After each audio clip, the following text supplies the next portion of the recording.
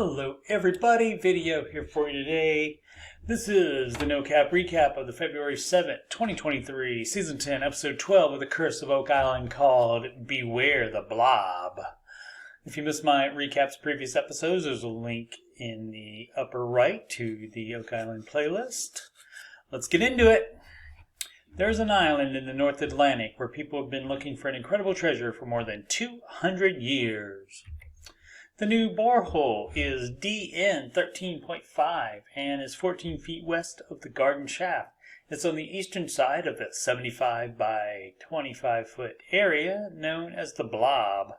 The Blob is the area that has been scientifically determined by Dr. Ian Spooner to be the source of the gold that is showing up when some of the borehole water samples are tested. Core samples from the previous borehole a bit southwest revealed disturbed till, which likely indicates man-made workings close by. Meanwhile, on Lot 26 on the western side of the island, the archaeologists as well as metal detection expert Gary Drayton and Jack Begley have arrived for exploration of the well area that was featured on the previous show. The well was seen as not frozen over many years ago when Rick and the late Dan Blankenship saw it on a winter day when the temperature was several degrees below zero. In the previous episode, a core sample from beneath the bottom of the well carbon dated its construction range from 1028 to 1172 AD, which is a close match to the paved area found several years ago near the eye of the swamp. A water sample revealed that silver is nearby this well. While Jack and the archaeologist began excavating near the well to find information about its construction, less than 50 yards away, Gary and Peter Frenetti began digging the spots that Gary has previously detected and marked with a flag. They uncover what Gary thinks is a door hanger, hand-forged and likely pre-1830s. As stated last week, Lot 26 was previously owned by Samuel Ball, former slave turned conscripted soldier for the British turned Oak Island cabbage farmer that eventually became one of the wealthiest people in Nova Scotia somehow. His homestead was 100 yards northwest of this location. They also find a copper alloy pipe tamper used for compacting the tobacco in a pipe. It's the first such find on Oak Island. Next they find on the right here what Gary thinks is a gate fastener similar to the door hanger just found.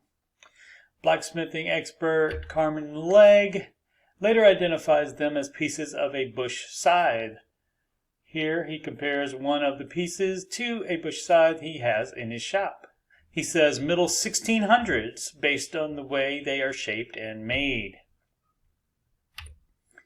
Doug Kroll and Alex Laglina traveled to the University of New Brunswick to witness a test on the cut coin said to be Roman and as old as 300 BC by an expert.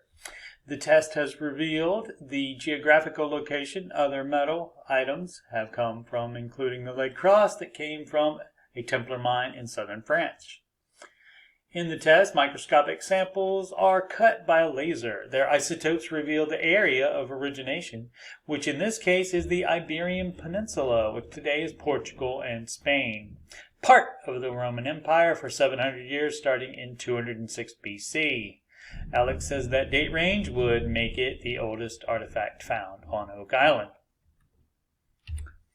At the 93 to 95 foot level, they get wood from borehole CN 13.5. Having previously gotten wood in borehole CN 12.5, it's reasonable to assume there is an east-west tunnel heading to the garden shaft, possibly going underneath it, since the garden shaft is thought to end at 80 feet underground. Craig says to bag the wood to do dendrochronology tests on it, to get a date and also get a water sample for gold content testing. In the war room, Rick, Marty, and members of the team meet with top people from Dumas Contracting via video conferencing. The garden shaft rehabilitation project has been on hold for 6 weeks due to permitting issues. Dumas informs that the Nova Scotia government has recently requested paperwork that the contracting company believed to satisfy all requirements.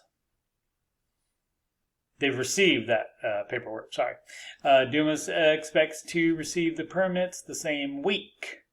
Once that rehab project is complete, Dumas can expand the garden shaft deeper and or branch out in the direction of a tunnel or anything else of interest.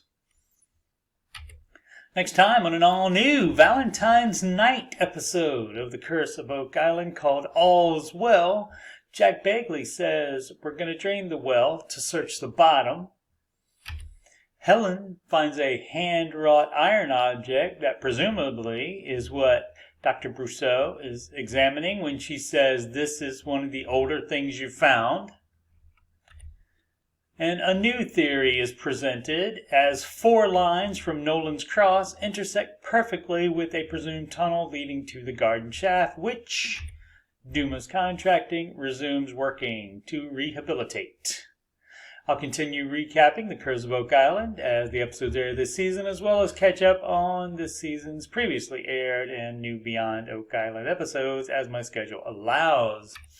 Once again, I'm Coach Steve Money, and I'm a Ramsey Solutions Certified Financial Coach, and you can schedule a free financial coaching consultation/assessment with me at calendly.com/Coach Steve Money. You can email about coaching or anything else on my YouTube channel like Oak Island. CoachSteveMoney@gmail.com. We got to hear from you. Channel donations, Thunder. Channel donations, you can go to PayPal, Big Thunder. PayPal.me/CoachSteveMoney, and you can add me on the gram at Coach Steve Money, and this YouTube channel is, of course, youtube.com/Coach Steve Money. Thank you so much for watching.